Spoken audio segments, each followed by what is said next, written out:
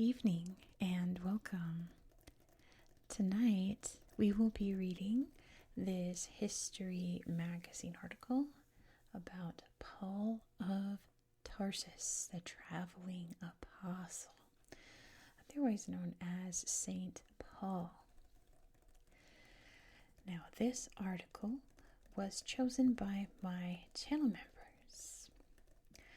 It was chosen by Marta, Fiona, Lucas F., Alessia, Chris W., Alex, and Luna. Thank you all so much for giving me your input about which history magazine articles I should read on the channel. And if you would like to pick a future article that I'll read on my channel, you can click the join button down below. It should be right about here somewhere. Or if you're on mobile and you don't see it, you can click the description box. It'll be the very first link in there. It is only 99 US cents a month to be a channel member. And you get all kinds of perks. You get to watch all of my videos well before they're made public. You get your name in every video. I shout you out. You get special emojis when I go live.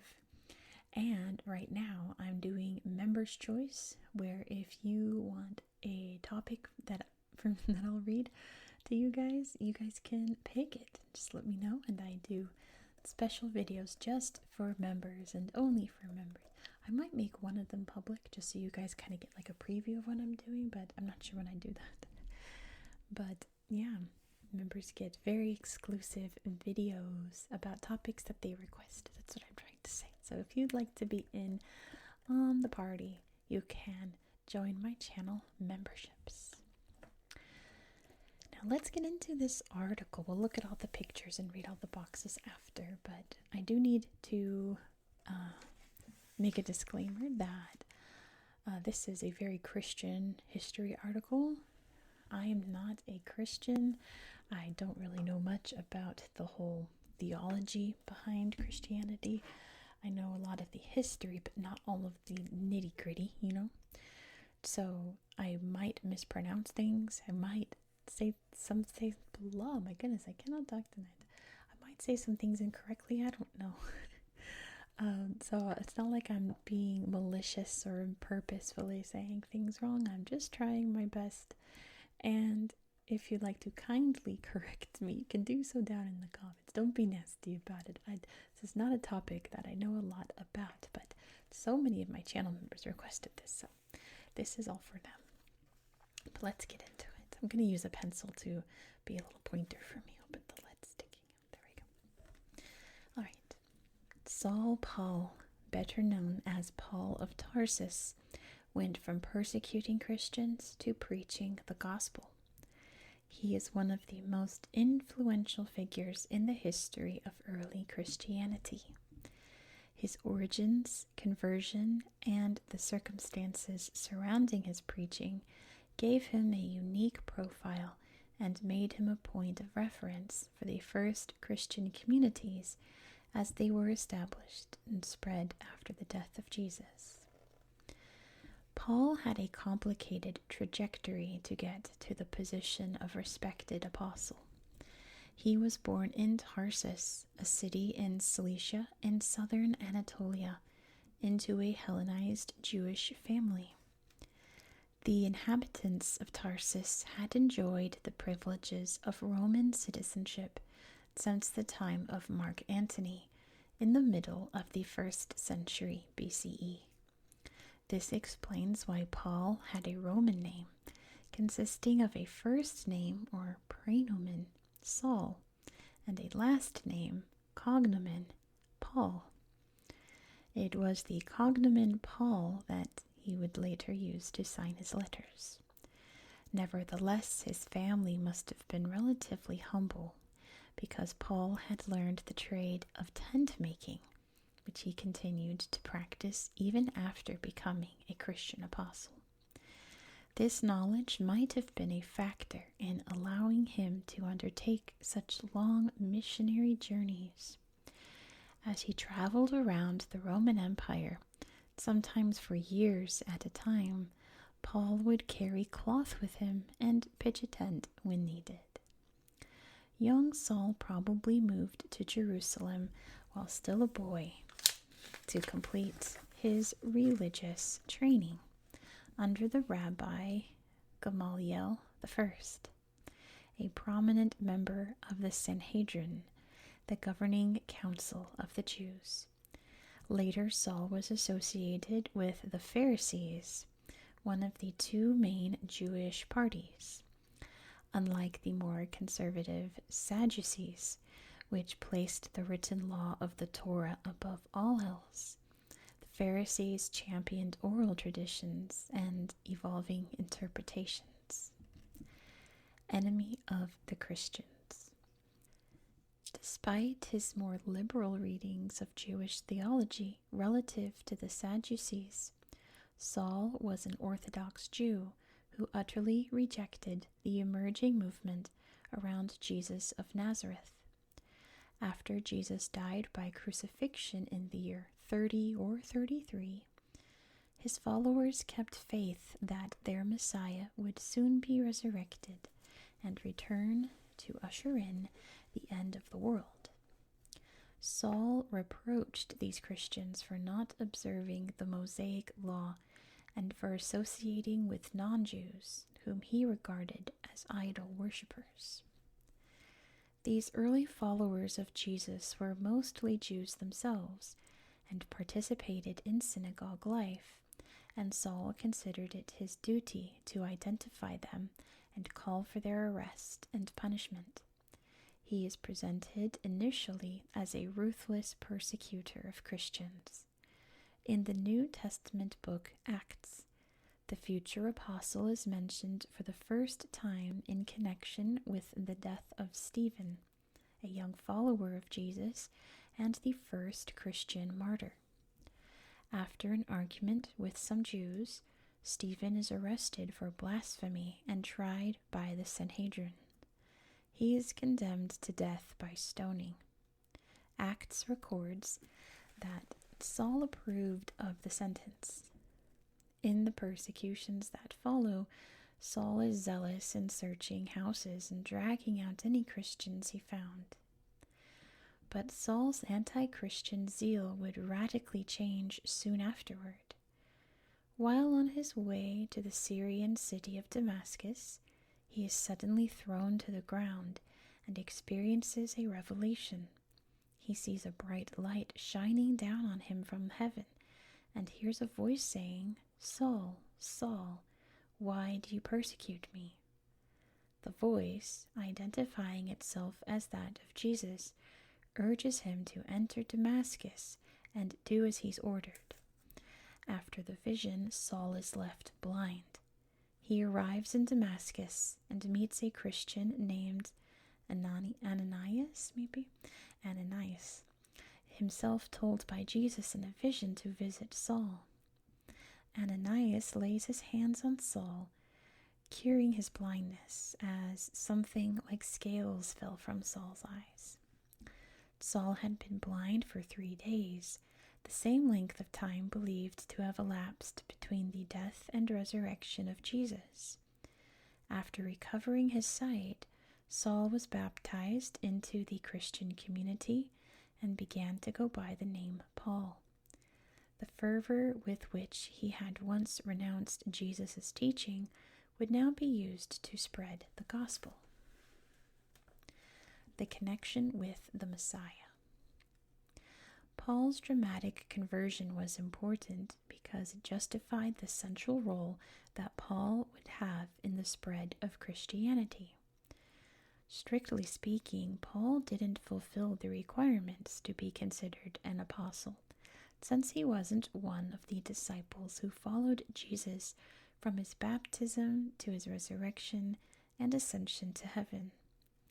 Paul, however, defended his position in his letters, insisting that those who had a vision of the resurrected Jesus, like the one he experienced on the road to Damascus, were indeed apostles called forth by God.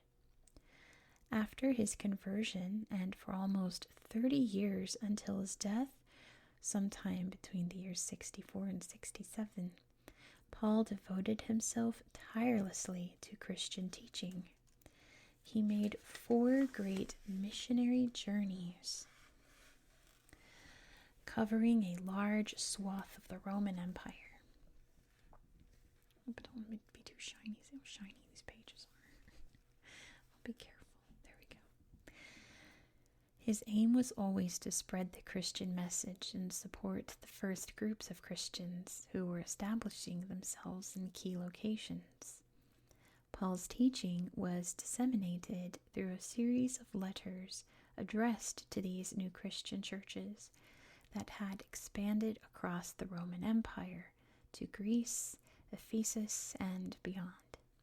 Through these letters, which later formed part of the New Testament, he set out the basic precepts of Christian doctrine and instructions for how the faithful in these places should live. A universal message. What set Paul apart from most of the early followers of Jesus was his firm commitment to spreading the Christian message to everyone, not just Jewish people. Paul opposed the members of the early church in Jerusalem who demanded that non-Jews be circumcised as a sign of their acceptance of the covenant between God and Abraham. In Paul's view, the Jewish law had been superseded by the new faith in Jesus Christ. There is neither Jew nor Gentile, neither slave nor free, nor is there male and female, for you are all one in Christ Jesus, he declared in a passage of his letter to the Galatians. Although in his missions Paul did convert some Jews, most of the new proselytes were non-Jews. During his second and third journeys, Paul visited various cities in Asia Minor and continental Greece that had a long history of pagan culture. Ephesus, Thessalonica, and Athens were among them. There he preached the Christian message with notable success. In Thessalonica, he persuaded some of the locals to abandon the gods of the Greco-Roman pantheon, idols as he saw them, and instead serve the living and true God and to wait for his Son, Jesus. Chapter 17 of Acts recounts Paul's long stay in Athens, the very heart of ancient Greek culture. Paul is troubled to see that the city is full of idols, so as well as going to the synagogue to argue with both Jews and Greeks, he goes to the marketplace to speak with Epicurean and Stoic philosophers. These philosophers debate with him, with some saying, "What is this babbler trying to say?" Others remarked, "He seems to be advocating foreign gods." They said this because Paul was preaching the good news about Jesus and the resurrection. The most outstanding episode of Paul's stay in Athens took place in the Areopagus, a hill near the Acropolis, where an important court was located. In this symbolic location, Paul delivered a speech in which he emphasized the unique and exclusive nature of the Christian God and the resurrection of the dead. Although many rejected him, Paul succeeded in convincing some of those present, including an important member of the Areopagus called Dionysius, who would later become one of the first bishops of the city of Athens, and a woman named Damaris. These non-Jews were just some of the many who converted after hearing Paul preach. Pauline Doctrine. After Athens, Paul went to Corinth, where he stayed for a year and a half with a Jewish couple who were followers of Jesus and, like him, tent makers by profession. While there, every Sabbath he reasoned in the synagogue, trying to persuade Jews and Greeks. Then he moved into a house adjoining the synagogue in Corinth. Thanks to Paul's preaching, the synagogue leader and his entire household believed in the Lord, and many of the Corinthians who heard Paul believed and were baptized. Other Jews, however, complained about Paul to the proconsul, or governor, of the province of Achaia, I think. But no action was taken against him, and he was free to leave. Paul's letters suggest that one of his main tasks was to resolve ethical or practical doubts as they arose within the Christian communities. In some cases, Paul tried to find a balance between the new teachings of Christianity and established customs. This may explain the stance he took on the position of women in society. In broad terms, Paul taught that Christians should view men and women as equals, as evident in his letter to the Galatians. Nor is there male and female, for you are all one in Christ Jesus. But in practice, he held a highly conservative position. In his first letter to the church in Corinth, Paul urged, women should remain silent in the churches. They are not allowed to speak, but must be in submission, as the law says. If they want to inquire about something, they should ask their own husbands at home, for it is disgraceful for a woman to speak in the church. Some scholars argue that Paul's restrictions were intended to prevent women from teaching or asking questions only in public services, as custom at the time did not permit women to have authority over their husbands. Given that a few chapters earlier, in 1 Corinthians 11, where Paul explains how women should pray and prophesy, some scholars believe he did not intend to silence women entirely. Paul called Euodia and Syntyche, I think that's how you say those names, his co-workers in the cause of the gospel, who was in prison with him, outstanding among the apostles. In Romans 16, he greets several women who work hard in the Lord. Although some still debate the meaning of these verses, we know many women worked alongside Paul in spreading the gospel. Paul also pronounced how those in the new Christian communities should manage their sexual relations.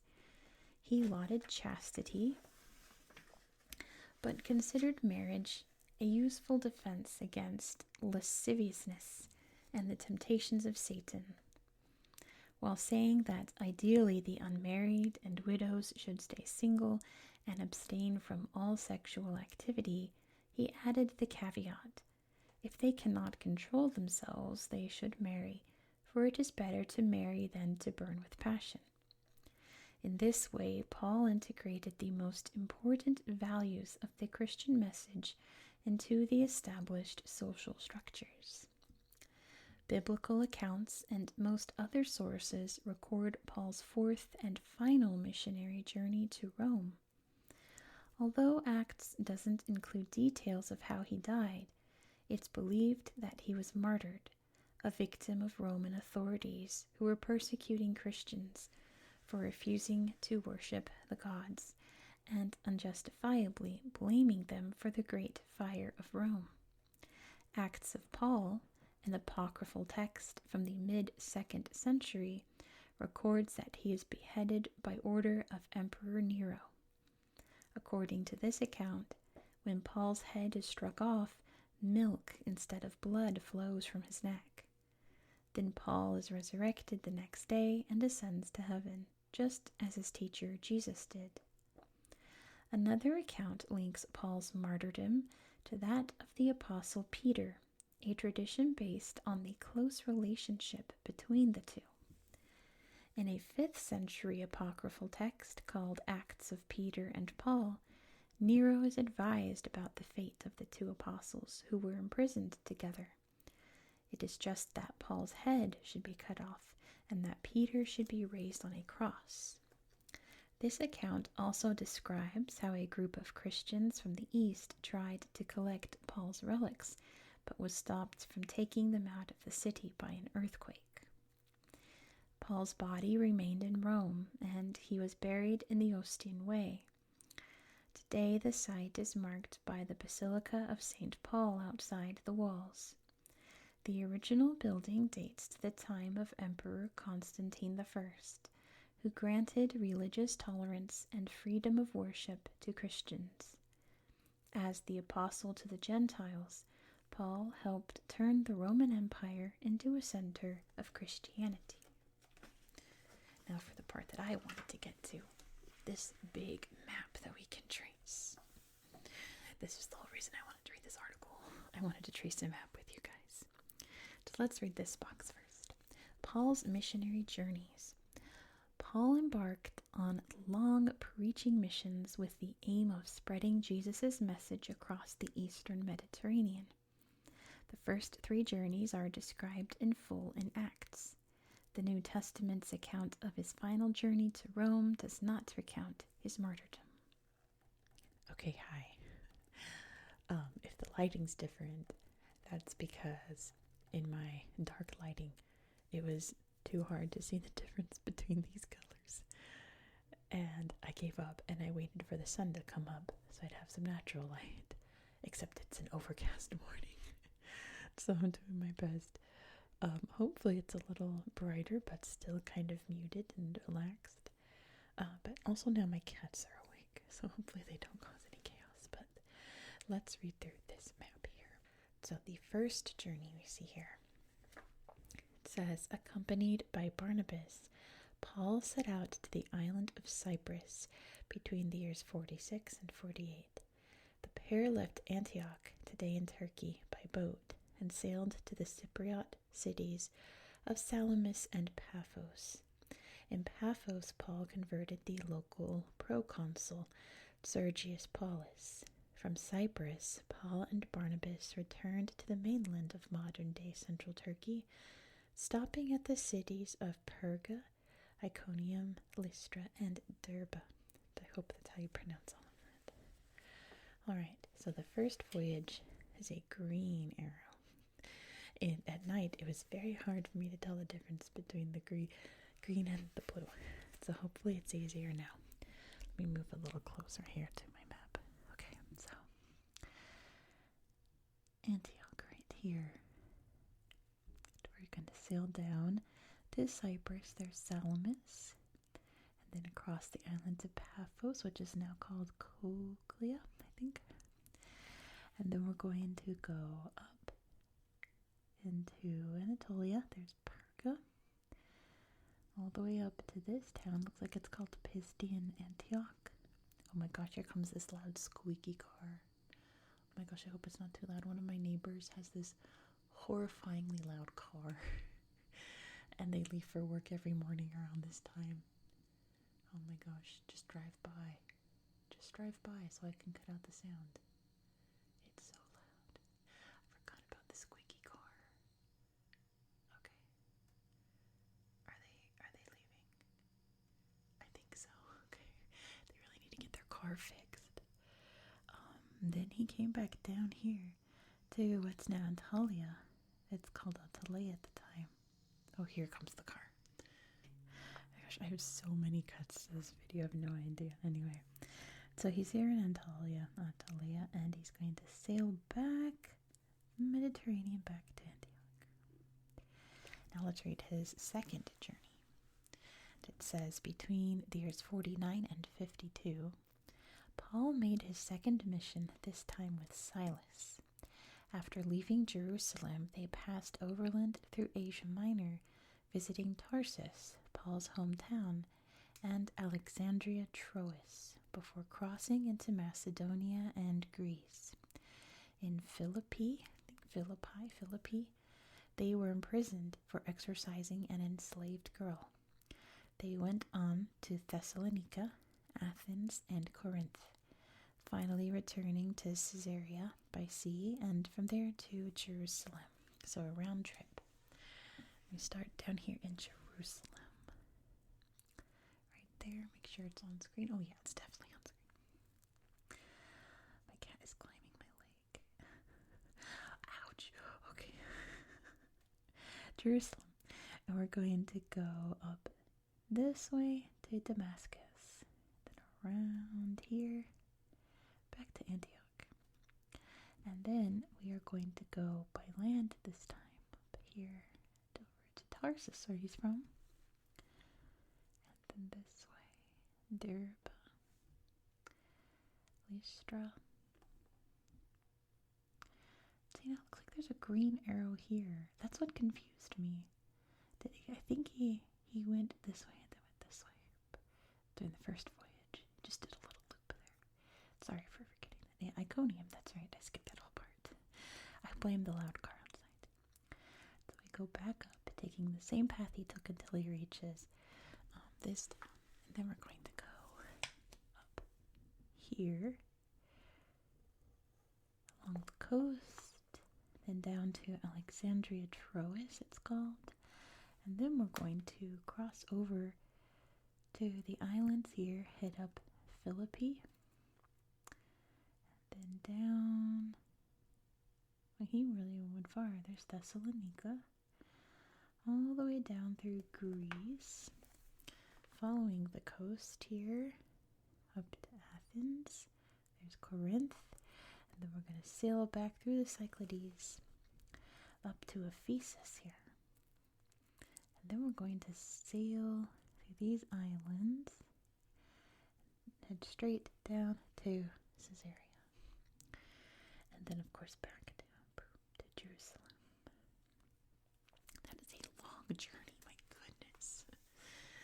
That is a long trip with no trains, planes, or cars, right? It was all on foot, I'm sure. Or, I don't know, maybe some kind of wagon. Maybe he hitched rides. Maybe he went on horseback. I don't know, but that is exhausting. Let's talk about his third journey. Between the years 53 and 57, Paul made a third journey from Antioch. From Antioch, he crossed what is today Turkey before heading on to Ephesus on the Aegean coast. In Ephesus, a riot took place, triggered by Paul's preaching against idols.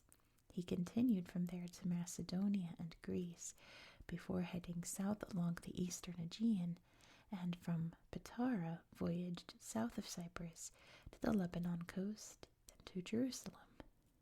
Looks like he's starting in Antioch. Oh my gosh, my cat is biting my foot. Please don't do that. Oh my gosh. The insanity of when my cats are awake. So we're starting in Antioch. Let's see, we're now red. That's much easier to see. Antioch, we're heading up here, retracing his path that he took, probably safest. This time we are heading west instead of north, heading over to Ephesus, up through what's now Izmir, is called Smyrna, to Pergamum, now Pergama, back over here, and then again following that same path that he took through Greece. We're going, oh, this is confusing because it looks like he went back the way he came. So we're going down here to Corinth. We're heading back up, back toward the way we came, around and around. But now we're heading by sea to these islands here in the Aegean, to Miletus, to Cnidus, Rhodes, Patara, and then all the way back across the Mediterranean, to Tyre, then hopping along the coast back to Jerusalem. Now the fourth journey. Paul's last mission, sometime around the year 59, reached farther west than previous ones and ended with his execution in Rome. Paul departed from Caesarea, called at Sidon, sailed around Cyprus, and arrived at Myra, where he embarked for Italy. Near Malta, a storm blew his boat off course, and it was run aground. All 276 people on board eventually got to shore safely. Paul then journeyed to Rome, where he preached until his death. So let's see, now we're gold. So we're starting Caesarea, right? So they said, heading over to Sidon, and then we're sailing up around Cyprus, heading to Myra, which is now Calais by the looks of it.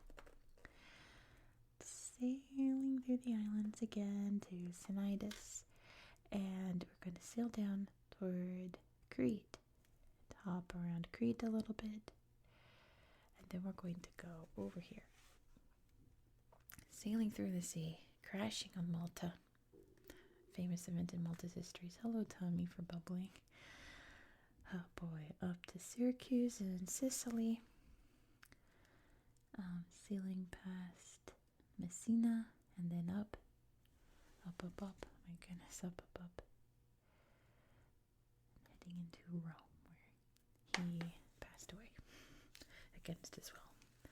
There's a little painting here.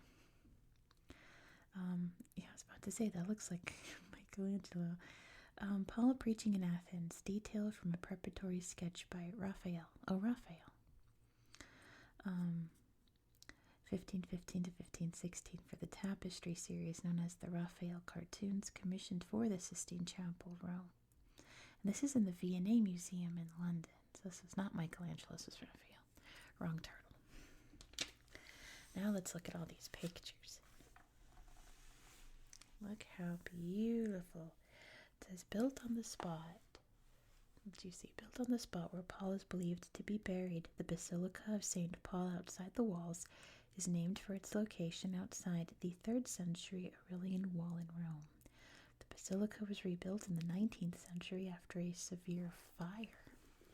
It's all very gold and shiny with these big, beautiful columns. I assume this is maybe like the tomb area. I'm not sure, but it's pretty neat. I can see Ephesus over here. This is a very famous site in Turkey.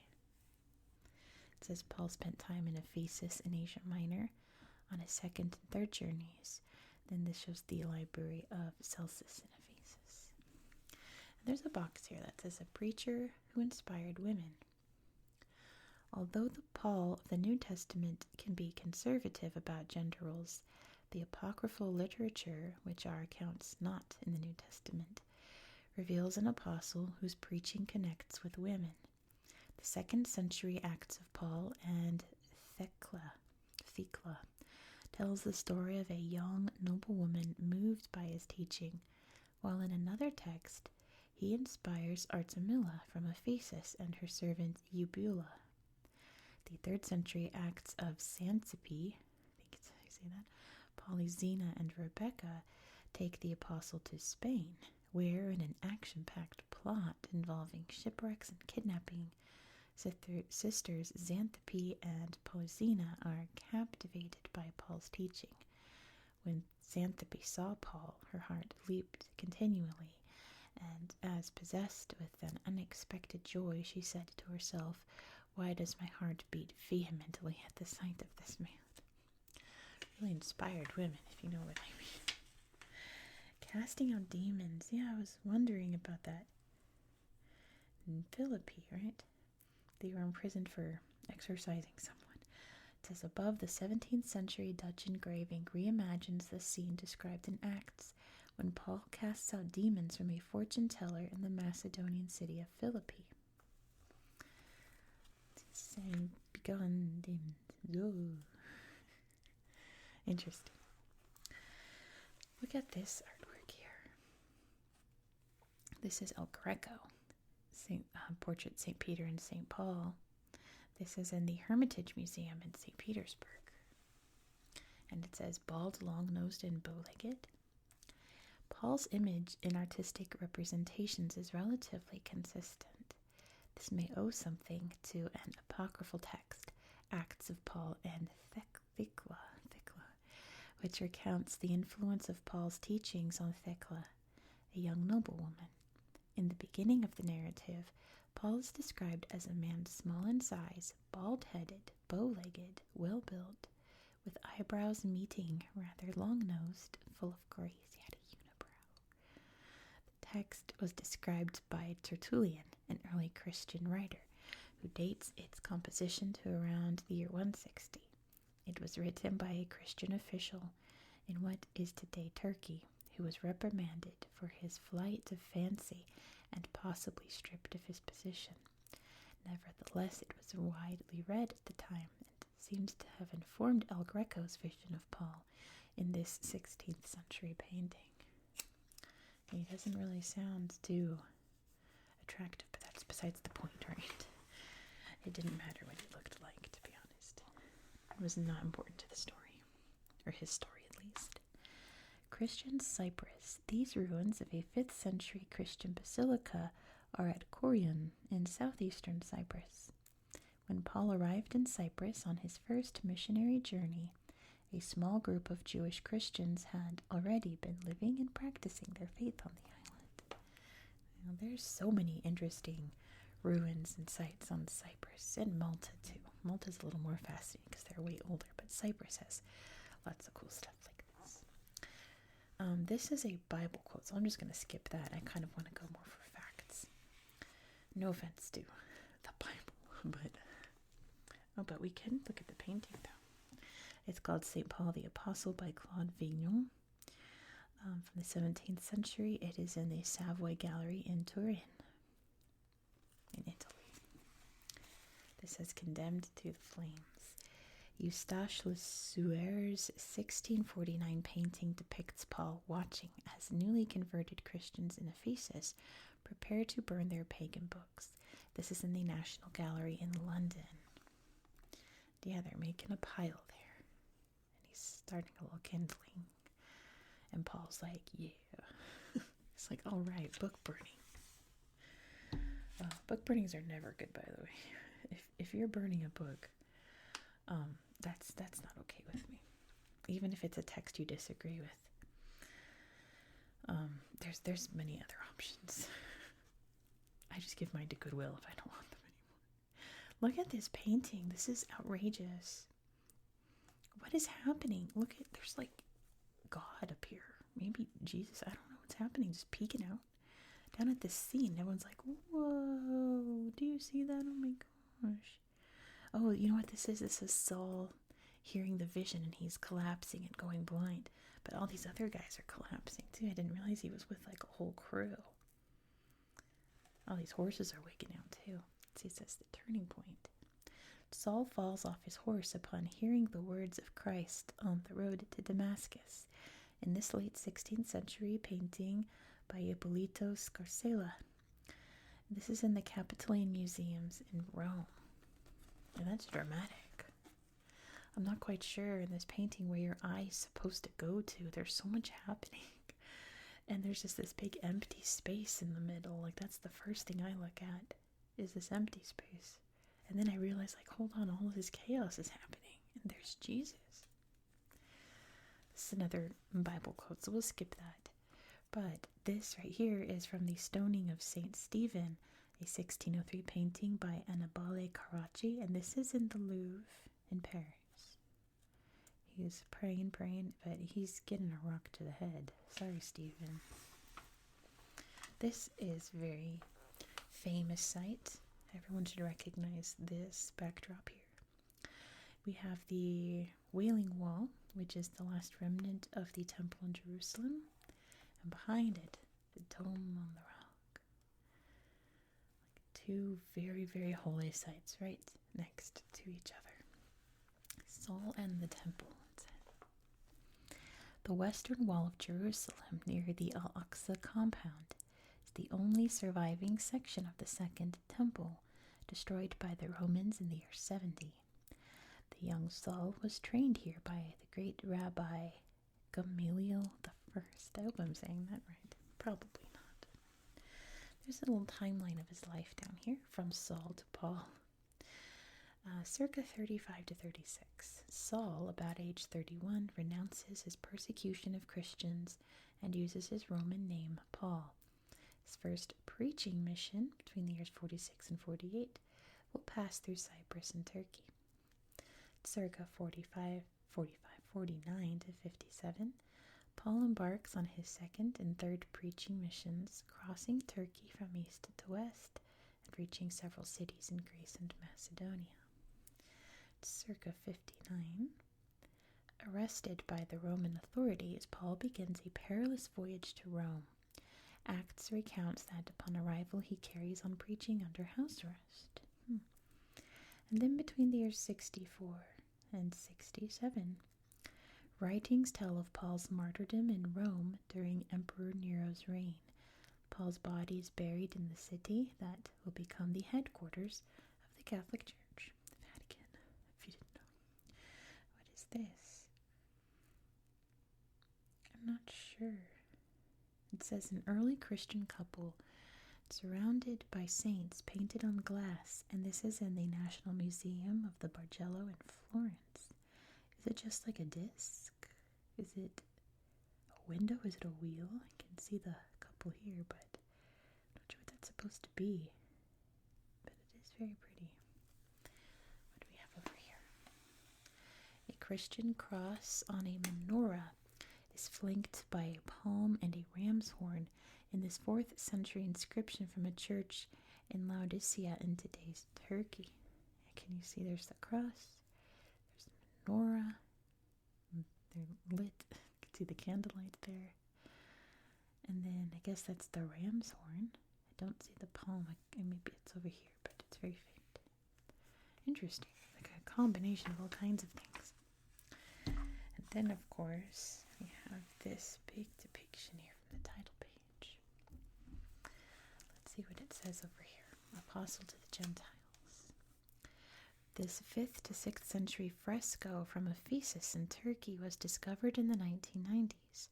A book on his lap and 2 extended fingers from his raised right hand show Paul of Tarsus preaching. Wow. And then this says it's a late Roman era mosaic with a Christogram, the symbol that superimposes chi and rho, the first 2 Greek letters of Christ. And this is in the Museum of the History of Barcelona in Spain. Wow. I wonder what it was used for. Maybe just decoration. But it's really pretty. I like all the mosaic tiling. But that is the end of our article tonight. This took me 2 hours to film. And it was wrought with chaos, but we got through it. And I really hope you enjoyed it. I really learned a lot as someone who's not studied any of this before. I really learned a lot. So I hope that you found this video relaxing and educational. And if you want to pick future history magazine articles, you can do so by clicking the join button right down there or the very first link in the description box to pick future articles. I should be getting a new issue in maybe 2 weeks, which means in about 3 weeks I'll have some new articles to choose from. So now's the time to hop in and join. Not to mention you can watch a bunch of videos early. It's pretty cool. And request topics. Maybe you want to hear more stuff like this. I can make that happen for you. Just let me know. But, like I said, I hope you found this relaxing and educational. And I hope that you have a good